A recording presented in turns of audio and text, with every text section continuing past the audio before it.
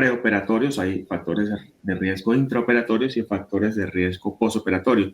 Dentro de los preoperatorios está la depresión, la falta de consejería, la falta de acompañamiento del paciente antes de la cirugía, el paciente que es amputado de una forma súbita, sin ningún tipo de información, es un paciente de alto riesgo de desarrollar dolor fantasma. Los pacientes que tienen amputación por diabetes, los pacientes que tienen una persistencia del dolor preoperatorio. Además de esto, pacientes que son sometidos a amputaciones bilaterales, sobre todo los miembros inferiores, también están en riesgo de presentar este tipo de dolor. Y ya en el postoperatorio, el paciente, si el paciente persiste con depresión, si además de eso tiene el dolor residual en el muñón de la extremidad, si o si tiene sensaciones no dolorosas de miembro fantasma, es un paciente de alto riesgo para desarrollar el dolor de miembro fantasma.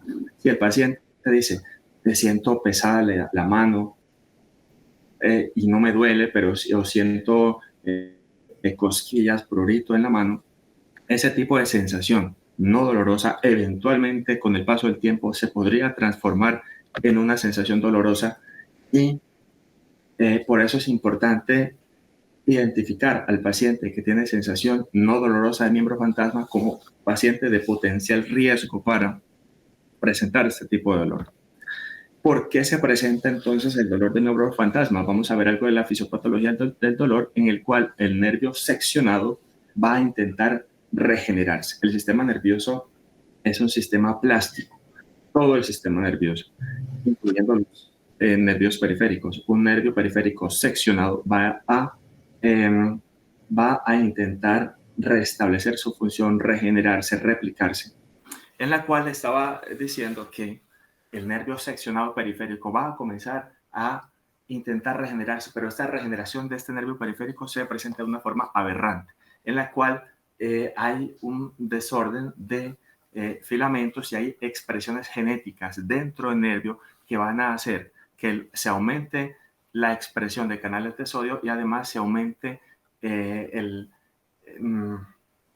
la despolarización espontánea en este nervio. Esto va a hacer que estas despolarizaciones espontáneas produzcan liberaciones de algunos factores como el factor neurotrófico dependiente del cerebro, que va a influir en el asta posterior de la médula, va a aumentar la representación de los receptores NMDA y además de esto va a desarrollarse en el paciente una plasticidad neuronal que favorezca la sensibilización central al dolor. Además de esto, hay otras consecuencias y otros eventos que van a favorecer tanto agudos como crónicos la aparición del dolor de miembro fantasma. Inicialmente el cerebro del paciente va a presentar una hiperactividad. Esa hiperactividad posteriormente se va a convertir crónicamente en una reorganización cortical y una alteración en los mecanismos moduladores del dolor. Además, en la espina dorsal va a haber, como ya acabamos de mencionar, un incremento en la actividad de los receptores NMDA que va a producir una sensibilización de el canal de la espina dorsal de la médula espinal.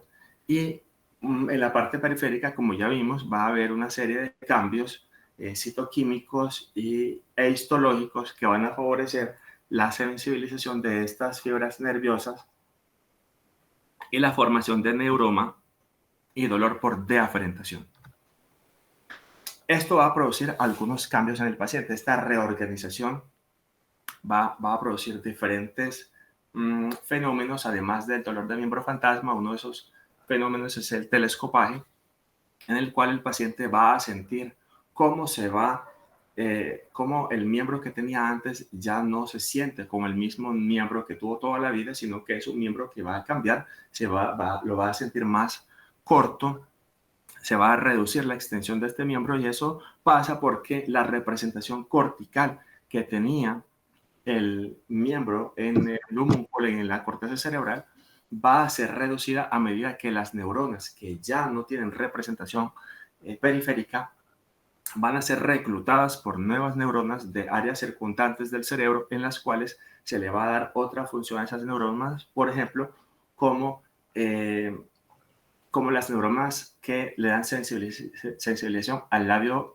inferior van a tender a reclutar neuronas que antes representaban al miembro superior. Entonces, algunos pacientes amputados, cuando son estimulados en el labio inferior, van a referir dolor en el miembro superior de la extremidad amputada, porque esas neuronas de representación cortical han sido reclutadas por las neuronas del labio inferior. Eso es la plasticidad cerebral. ¿Y por qué es importante tratar este dolor de miembro fantasma? Porque es un dolor de alto impacto social, económico, y es altamente prevalente en distintos reportes. Vamos a ver en esta revisión sistemática en la cual algunos, dependiendo del autor, va a haber reportes de hasta el 80-90% de pacientes amputados que van a presentar este tipo de dolor hasta por 15, 31, 30 años con ese dolor. En un 80 y 60% de las veces, tanto el dolor de miembro fantasma como la sensación del miembro fantasma, la cual es una sensación que nosotros debemos intervenir, porque, como vimos anteriormente, es una sensación que eventualmente podría evolucionar a la presentación del miembro fantasma. Bueno, pero para tratar este dolor preoperatorio, debemos saber como anestesiólogos que que el tratamiento de este dolor parte desde la técnica quirúrgica. Aunque nosotros no somos cirujanos plásticos, nosotros sí es bueno que conozcamos que hay técnicas quirúrgicas que pueden ser favorables para el paciente, evitándole el desarrollo de este síndrome doloroso tan catastrófico, como es la reinervación muscular dirigida. La reinervación muscular dirigida fue descrita hace 20 años por primera vez por el doctor Gregory Dumanian de la Northwestern University, en la cual este cirujano plástico describe que hay técnicas que pueden utilizarse en este paciente, donde los nervios seccionados pueden ser reinsertados, por decirlo de alguna forma, en músculos objetivos, y de esta forma se evita que el nervio intente crecer de forma desordenada, formando el neuroma, sino más bien intentando que la recuperación nerviosa sea un poco más fisiológica y que no sea necesaria, y que de alguna manera el nervio busque su camino hacia la placa mioneural, por decirlo de alguna forma. Hay varias formas de hacerlo. Está la anastomosis, la neurorrafia terminoterminal y también la inserción del nervio en el músculo.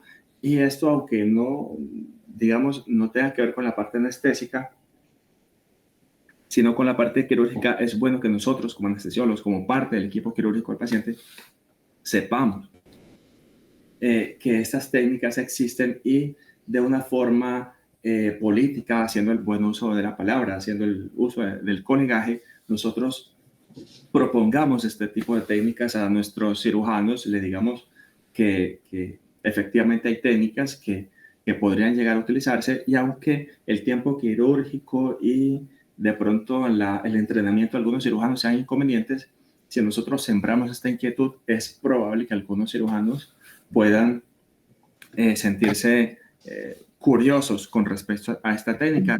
Algunas estadísticas donde muestran que la técnica, efectivamente, no me voy a detener acá porque no es el objetivo de la charla, pero vamos a ver que efectivamente estas técnicas de reinserción nerviosa periférica pueden evitar la aparición de tanto de la sensación de miembro fantasma como el dolor residual en el muñón. Pero vamos a hablar ya de la técnica anestésica. Quiero empezar por este artículo que me pareció muy interesante. Es un artículo griego del 2011, 65 pacientes, donde se utilizaron diferentes técnicas de abordaje analgésico perioperatorio en distintos pacientes.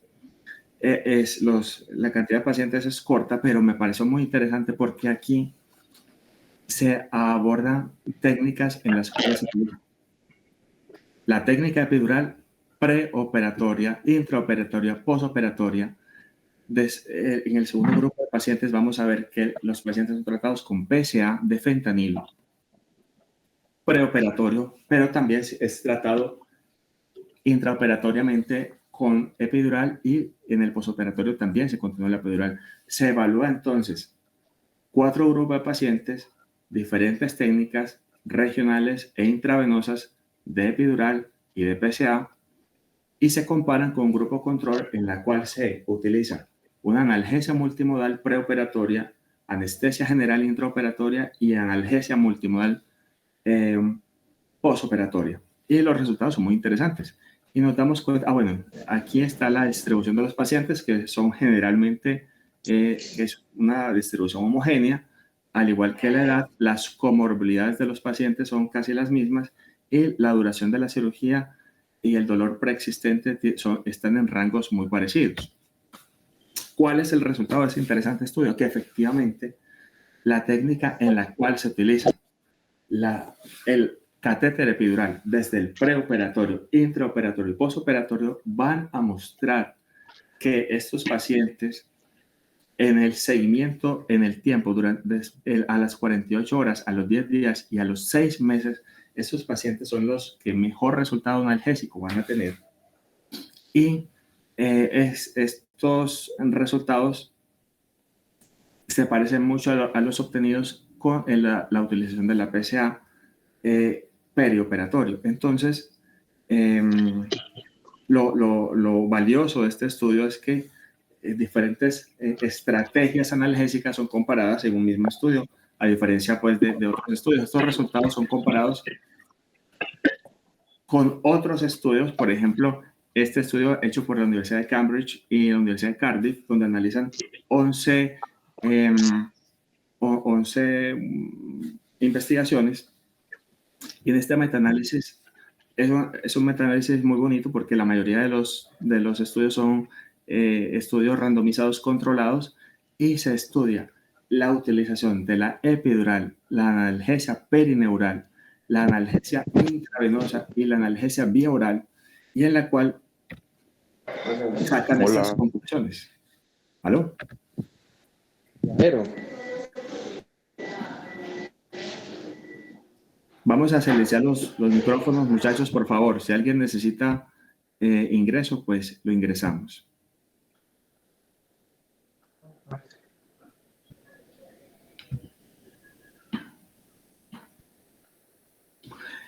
Esta revisión de estas universidades, después de revisar estos artículos, sacan las siguientes conclusiones. Efectivamente, la epidural persiste en el primer puesto como la técnica analgésica recomendada en el perioperatorio. Ella recomienda la implementación de esta técnica regional junto con la morfina y continuar la infusión perineural de los pacientes 48 horas en el posoperatorio. Además de eso, describen que los dolores crónicos, las amputaciones por dolores crónicos isquémicos también pueden ser intervenidas de una forma efectiva. También utilizando catéteres epidurales, donde ellos recomiendan, por los estudios realizados y la revisión, catéteres que incluían bupivacaína, diamorfina y clonidina. Algunos otros estudios que respaldan la utilización de técnicas regionales en esos pacientes es este estudio hecho por el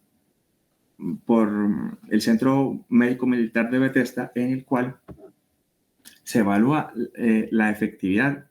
Hay 7 estudios donde se evalúa la efectividad de la analgesia epidural y 3 estudios en los cuales se evalúa la efectividad de los catéteres perineurales en el nervio ciático principalmente.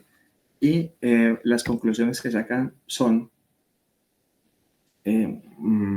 digamos que ellos siguen proponiendo en primer lugar la utilización de catéteres perineurales y la utilización de analgesia epidural como primera línea de manejo analgésico en los pacientes con amputación, principalmente en miembros inferiores. Después vienen otros estudios como el de la Universidad de Calgary. Aquí en la Universidad de Calgary, ya aparte del análisis de diferentes estudios, propone unas guías. Estas guías, me gustaría compartírselas en algún momento, son guías en las cuales permanece la analgesia regional como primera opción y recomiendan diferentes tipos de analgesia regional, tanto epidural como espinal, como bloqueos periféricos a través de catéteres. ¿Cuáles son los esquemas analgésicos que propone la Universidad de Calgary? Pues distintos analgésicos locales como la bupivacaína, ropivacaína, analgesia opioide, pero solamente como rescate, y al igual que otra serie de elementos, de herramientas en la analgesia multimodal, como es la utilización los, eh, de los antiinflamatorios no esteroideos, obviamente de acuerdo a las comorbilidades y las indicaciones y contraindicaciones del paciente, pero no sin desconocer otros medicamentos como son los gabapentinoides, la ketamina y los antidepresivos, cada uno de una forma titulada, tomando en cuenta los efectos adversos de cada uno de estos medicamentos, como el mareo, como la ataxia que puede producir el gabapentinoide y su riesgo de caídas en los ancianos, o la ketamina en la enfermedad hepática, que también está contraindicada. Entonces, digamos que esta universidad saca estas guías, presenta los medicamentos, presenta el orden en los cuales deberían usarse estos medicamentos y las indicaciones y contraindicaciones de cada uno de ellos. Ya explicarlos uno por uno sería muy extensa la presentación, pero estas guías están disponibles y se las puedo pasar en cualquier momento a cada uno de ustedes. Bueno, ¿y qué pasa cuando la analgesia epidural está contraindicada? ¿Qué otras alternativas tenemos? Bueno, vemos este estudio que es muy bonito, que es del Hospital General de Toronto, en el cual 98 pacientes son sometidos a amputación de miembros inferiores y muestran la efectividad del uso del catéter peridural en el consumo de opioides. Estos catéteres no fueron colocados por anestesiólogos, fueron colocados por los cirujanos tratantes in situ, bajo visión directa. Se colocó el catéter intraoperatorio. Los catéteres colocados fueron el ciático en amputaciones supracondilias y los catéteres perineurales en el nervio tibial posterior en las amputaciones infracondilias. Y el resultado de este estudio es que efectivamente la utilización de estos catéteres efectivamente reduce significativamente el uso de opioides en los pacientes que utilizaron el catéter peridural versus los pacientes que no utilizaron el catéter peridural. Otro de estos estudios es, eso hablando de la implementación de los catéteres intraoperatorio, pero nosotros como anestesiólogos lo que deberíamos intentar es la utilización de catéteres preoperatorios, como ya vimos, para el manejo del dolor desde el preoperatorio. Uno de los más utilizados es el catéter ciático, que es el catéter que digamos, en nuestro medio el más utilizado. Y quisiera hablar un poco de la técnica que utilizamos para abordar el catéter ciático. La técnica más utilizada para el abordaje del catéter ciático, aunque en la diapositiva está descrito que también se puede utilizar la técnica de estimulación eléctrica. La técnica más utilizada y de mayor evidencia científica es la ecografía, ¿cierto? La guía por ultrasonido, en la cual hay diferentes técnicas para abordar el catéter ciático, sobre todo en amputaciones infracondilias, en las cuales nosotros, digamos que son la mayoría de las amputaciones a las cuales nosotros nos vamos a enfrentar a nuestro medio. Hay distintas formas de abordar el catéter ciático. Y la literatura describe que se puede utilizar el eje corto en plano, el eje corto fuera de plano y el eje largo en plano. Realmente en la experiencia que tenemos en el departamento, nosotros utilizamos los tres abordajes durante la colocación del catéter, porque, bueno, esta técnica sería bueno que nos familiarizáramos con ella porque es una técnica muy, muy buena, es importante, la vamos a utilizar frecuentemente en nuestro quehacer anestésico aquí en Colombia y vemos, esta es una gráfica ilustrativa en la cual vemos cómo inicialmente se hidrodiseca el nervio y posteriormente fuera de plano intentamos acercarnos hasta la vaina de Bioca, de la cual posteriormente se perfora y posteriormente se introduce el catéter dentro de la vaina perineural del catéter ciático. Bueno, ¿a qué altura vamos a colocar el catéter ciático? Hay estudios en los cuales se analiza, antes se utilizaba mucho la bifurcación del nervio ciático, pero estudios posteriores muestran que la utilidad de este catéter es mayor cuando se instala 5 centímetros por encima de la bifurcación y puede mejorar el uso del consumo de opioides y es más efectivo el bloqueo analgésico en una región más proximal que en la distal.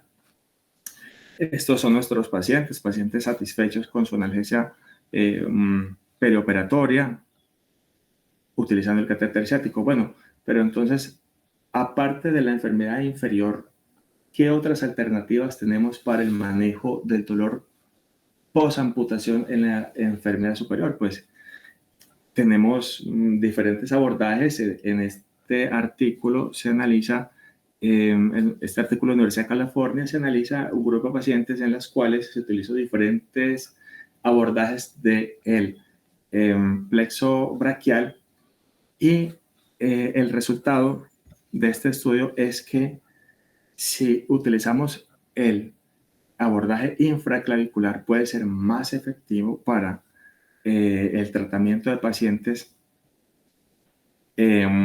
amputados. Bueno, este no es solamente de pacientes amputados, es de distintos grupos de pacientes, pero se puede extrapolar al paciente amputado en el cual el infraclavicular, el abordaje infraclavicular puede tener prevalencia en los efectos analgésicos comparados con el abordaje supraclavicular. Bueno, pero ¿qué pasaría? Algunos me dirían, Robert, pero ¿qué pasa si el paciente va a ser amputado de distintas enfermedades? Este es un caso desafortunado, lo publicó la Universidad, el Hospital Mayo, y es el único que encontré en la literatura de múltiples amputaciones en las 4 extremidades. Es una paciente femenina de 58 años, diabética hipertensa, que inicialmente consulta por síntomas gastrointestinales, se le diagnostica colecistitis, se programa para Colelab. La paciente por su diabetes desarrolla sepsis, la cual le produce una serie de complicaciones, ingreso a UCI, inestabilidad hemodinámica, alto uso de vasopresores. La paciente está un mes en la UCI con altos requerimientos de vasopresores y desarrolla isquemia periférica por hipoperfusión. La paciente posteriormente tiene una mejor recuperación, pasa a cuidados especiales y se programa para la amputación de las 4 extremidades, ya que pues, su curso de enfermedad pues, así lo determinó. ¿Y cómo hicieron la analgesia? ¿Cuál fue el manejo perioperatorio de este paciente? Pues se reporta la utilización de epidural para la amputación de miembros inferiores y acompañado de analgesia multimodal, pero además de eso se coloca un catéter perineural en el nervio mediano izquierdo, ya que va a ser la extremidad superior más manipulada y con mayor extensión en la amputación. Es un catéter que se coloca in situ bajo visión directa, tunelizado por el ortopedista tratante. Y esta paciente, bueno, el miembro superior izquierdo se quedó sin analgesia regional porque los médicos temían un aumento de pues, alcanzar dosis supramáximas tóxicas de anestésio local. Por lo tanto, esta paciente solamente se utilizó 2 catéteres, uno epidural y el otro en el nervio superior izquierdo. Además, se acompañó pues, de analgesia multimodal y la paciente a los 8 meses postoperatorio persistía sin dolor de miembro fantasma. Bueno, la pregunta que yo me hacía es, bueno, y en vista que los catéteres son tan buenos, ¿será que un paciente puede tener o puede ser manejado ambulatoriamente con este tipo de catéteres? Y en este estudio multicéntrico, donde participan diferentes universidades, UCLA, la Cleveland Clinics, el Hospital de Veteranos de Palo Alto, California, se analizan 144 pacientes en los cuales se instalaron, se colocaron diferentes catéteres. Se colocó catéter femoral, ciático, infraclavicular y se utilizaron 2 grupos, se distribuyeron esos pacientes en 2 grupos. Un grupo donde se utilizó ropivacaína como analgesia perioperatorio ambulatoria y en el otro se utilizó solución salina. Los pacientes fueron sometidos a 6 días de tratamiento analgésico continuo tras el catéter y después a las 4 semanas fueron evaluados y efectivamente se encontró pues que el manejo del catéter ambulatorio es efectivo para el manejo del dolor tanto residual como el manejo de miembro fantasma. Estos pacientes, ya que la duda y la pregunta mía era si es viable el manejo ambulatorio con catéter perineural, vemos que los pacientes son muy seleccionados, son pacientes militares, son pacientes con 14, 13 años de educación continua. Entonces, digamos que para el manejo de analgesia ambulatoria, pienso que es prudente seleccionar nuestros pacientes y no, pues no es para todos los pacientes. Eso para mí es la riqueza del artículo, demostrar que efectivamente sí es posible y viable el tratamiento ambulatorio con catéter epidural, perdón, perineural. Bueno, ¿cuánto tiempo sería prudente utilizar el catéter? Bueno, a veces podemos preguntarnos, ok, pero ¿cuánto tiempo podemos dejar ese catéter? Entre más tiempo es más beneficio o entre menos tiempo hay menos beneficio. Entonces, hay estudios en los cuales se utilizan. Ese estudio, por ejemplo, de la Universidad de Bolonia, estudió 71 pacientes. Estos pacientes iban a ser sometidos a amputación de miembro inferior y se utilizaron diferentes inserciones, diferentes abordajes de catéter perineural. Se utilizó abordaje femoral, de plexo lumbar y de catéter ciático subglúteo. Se utilizó ropivacaína o bupivacaína y se utilizó por bomba elastomérica. Estos pacientes muestran que una utilización prolongada de estos catéteres perineurales va a mostrar una facilitación en el dolor tanto de muñón como de miembro fantasma y muestra que hay viabilidad en la utilización por largos periodos de tiempo. Aquí el promedio de utilización del catéter fue de 30 días, pero el rango de días en los cuales se utilizaron los catéteres va de 4 días hasta 83 días, catéteres muy bien cuidados, y nos muestra que efectivamente un catéter que sea cuidado, que sea conservado, puede durar más de un mes colocado, y yo creo que deberíamos apuntar a eso porque son pacientes que se van a beneficiar en la incidencia de miembro fantasma, porque vemos que ya después del mes y hasta el año, estos pacientes no presentaron o lo presentaron en un porcentaje muy bajo la aparición de miembro fantasma.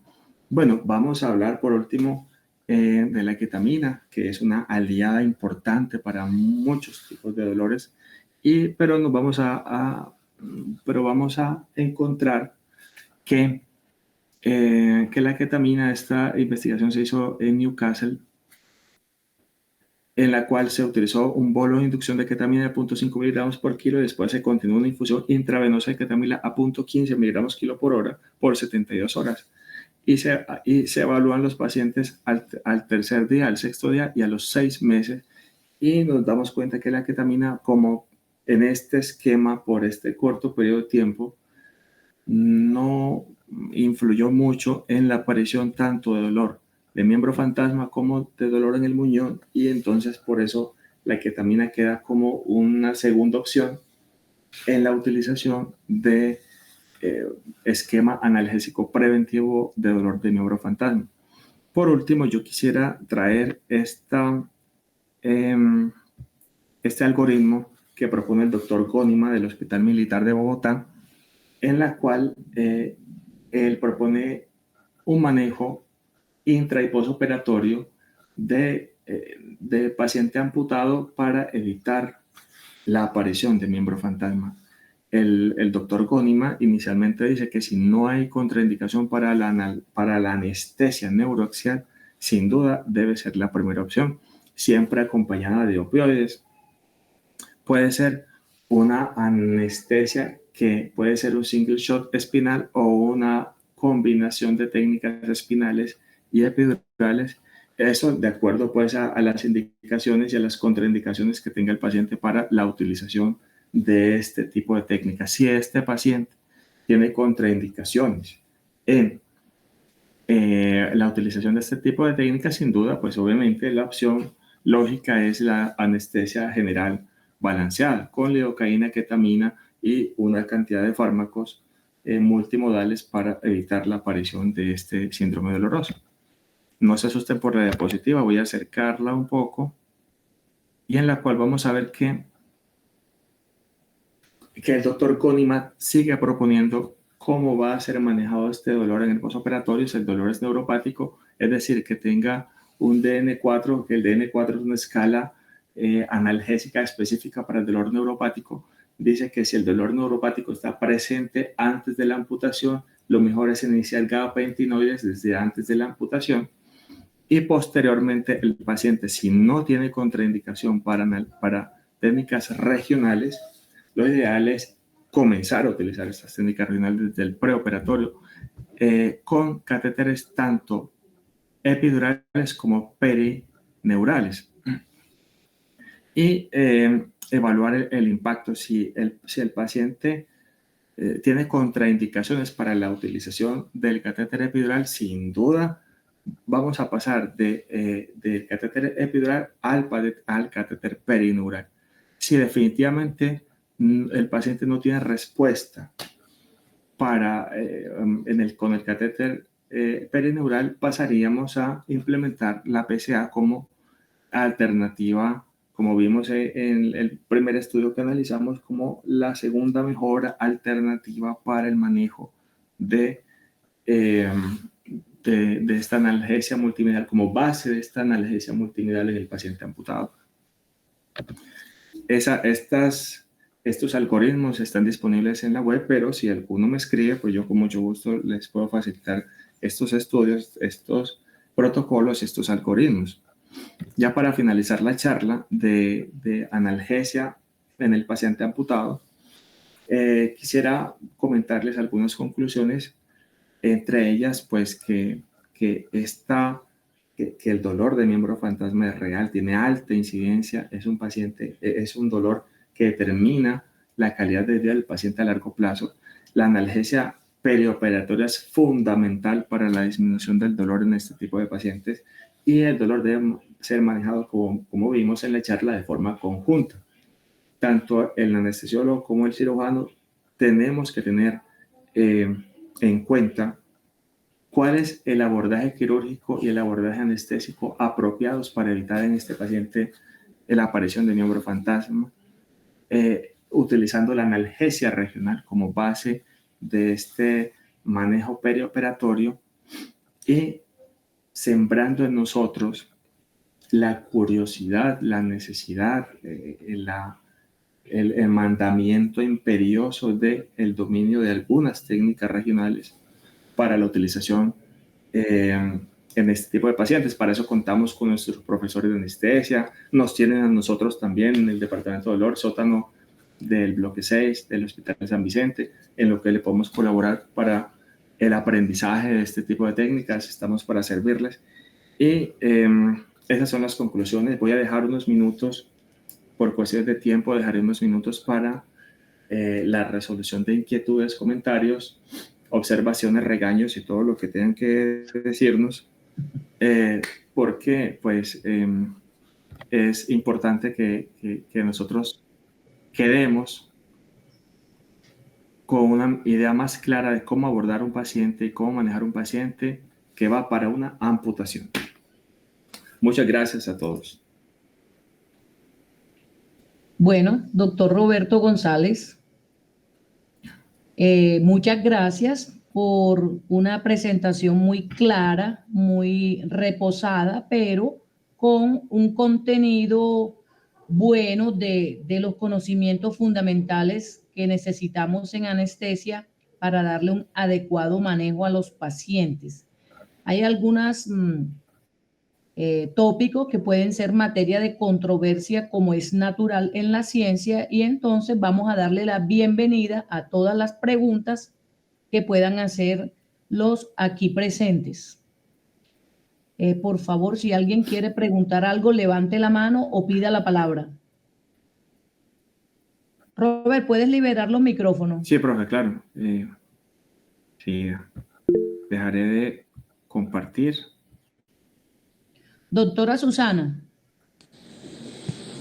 Muy buenos días para todos y todas.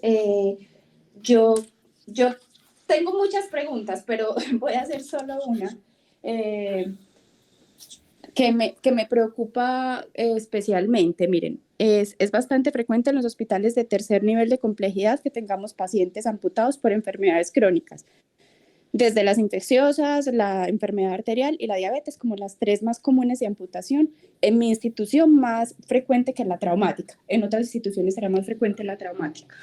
Estos pacientes que nosotros tenemos son pacientes que tienen ya, en un gran porcentaje de pacientes, ya dolor crónico y ya vienen con opioides. Opioides para ese dolor de su enfermedad, que es la razón de la amputación, ¿cierto? En nuestra evaluación preanestésica, no mirándolo como anestesiólogo, sino en la evaluación como anestesiólogo, que es lo que nosotros hacemos todos los días y que queremos mejorar las condiciones de nuestros pacientes en el pre, intra y en el postoperatorio. ¿Cómo sería la mejor manera de empezar una analgesia que prevenga el dolor crónico posterior neuropático, sea miembro fantasma o no sea miembro fantasma, en estos pacientes? Porque a veces nosotros lo vemos en la evaluación y ordenamos pregabalina o gabapentina, etcétera, pero ni siquiera iniciamos a las dosis terapéuticas. ¿Cuál es el consejo que tendríamos que hacer con ese paciente que lo van a programar en 2 días? Doctora Susana, buenos días. Vimos en la revisión, sí, efectivamente es una duda que tenemos todos. Hay algunas revisiones que dan la sugerencia, aunque la evidencia no es muy contundente, como la recomendación del doctor Goneman, en la cual, bueno, si el paciente tiene un dolor neuropático ya establecido, si efectivamente el DN4 manifiesta esa aparición de ese dolor neuropático, él recomienda el uso de gabapentinoides preoperatorios 48 horas antes. Que incida o no incida en el dolor neuropático postoperatorio, bueno, faltaría como una evidencia más robusta para soportar esa recomendación. Digamos que es una recomendación de expertos, pero no encontré como una evidencia robusta en la cual vamos a decir, si este paciente viene con este dolor crónico, neuropático o somático, ¿cómo podría influenciar el uso de gabapentinoides? Pero efectivamente algunos estudios sí dan luces del uso de analgesia regional periférica, sobre todo en enfermedad somática, en isquemia, en dolor isquémico, que es dolor mixto, para evitar este dolor neuropático postoperatorio. Si alguno de los colegas presentes quizá tiene experiencia en el uso perioperatorio de estos catéteres o de otras estrategias analgésicas, invito a que nos comparte su experiencia. Pero la evidencia, pues digamos que la literatura que presentamos fue que efectivamente sí puede ayudar este tipo de estrategias multimodales en la aparición de este dolor postoperatorio. Bueno, no sé si Susana había dejado la mano levantada, pero... Ay, sí, profe, es que estaba hablando sola, no quité el micrófono. Que con frecuencia nosotros usamos pregabalina en nuestra institución, pero a veces la dosis que ponemos para la tolerancia del paciente no es la adecuada para la analgesia, aún no llega a la adecuada analgesia. La recomendación yo quisiera saber, porque es que todos los días nos pasa, llegan los pacientes al quirófano con 25 o 50 miligramos de pregabalina que van a ser amputados, pero esa no es la dosis indicada, o sí es, o sí sirve. No, es que, vea, como lo dijo Roberto, no hay ninguna demostración científica, número uno, de que la gabapentina prevenga la severidad o la presencia de miembro fantasma doloroso o dolor en el muñón. O sea, no hay números. Y por lo tanto, tampoco habrá dosis mínimamente efectiva, que sería tu pregunta. Digamos que es como un esfuerzo desde lo teórico, pero en ese sentido no hay mucha fuerza en la evidencia. Diríamos que es casi una buena intención, doctora Susana, y por lo tanto mi opinión sería darle la dosis mejor tolerada por cada paciente. La pregabalina y la gabapentina tienen la misma farmacodinámica, van para el mismo receptor alfa-2 delta, y por lo tanto se trata de darle la dosis mejor tolerada para cada paciente, porque eso no es gratis. Los gabapentinoides en dosis altas generan confusión, caídas, cuando se asocian con los opioides aumentan la mortalidad, entonces tampoco es que sea gratis la intervención. Pero si la podemos titular en respuesta a tu pregunta, puede ser una medida preventiva desde lo teórico, como una inferencia. Agradecerles a todos por la participación, por su asistencia, por la madrugada. Espera, Robert, antes de Sí, que profe. cerremos, creo importante para los residentes. Aquí está Carolina García. Caro, ¿qué deseas preguntar?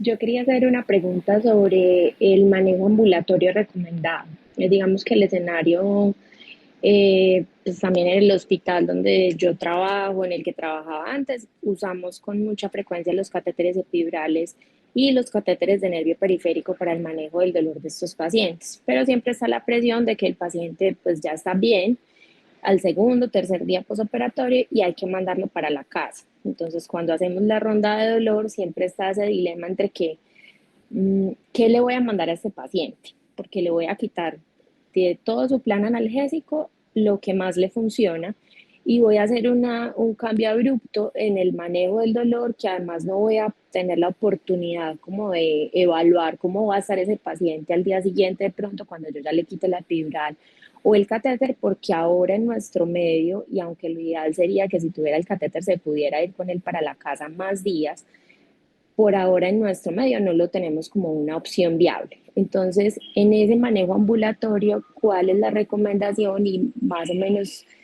qué grupo de medicamentos no podrían faltar? Y específicamente la pregunta va con los opioides, ¿cuál sería como la mejor alternativa? Si es y por cuánto tiempo lo deja. Gracias por tu pregunta, Carolina. Efectivamente, no tenemos ni en Colombia ni en el mundo un protocolo de tratamiento ambulatorio con catéteres epidurales. Los reportes que encontré no soportan la evidencia de utilización de catéter epidural ambulatorio. Principalmente son catéteres perineurales, periféricos, los cuales sí tienen soporte en la evidencia. Estos pacientes deben ser muy seleccionados. No todos los pacientes con catéteres se pueden llevar el catéter para la casa. Deben ser pacientes que vivan en área urbana, que tengan, que sean pacientes con varios años de estudios académicos, con pacientes que académicamente deben estar preparados para el manejo de un catéter. Y no se encuentran protocolos para el manejo de este tipo de pacientes ambulatorios.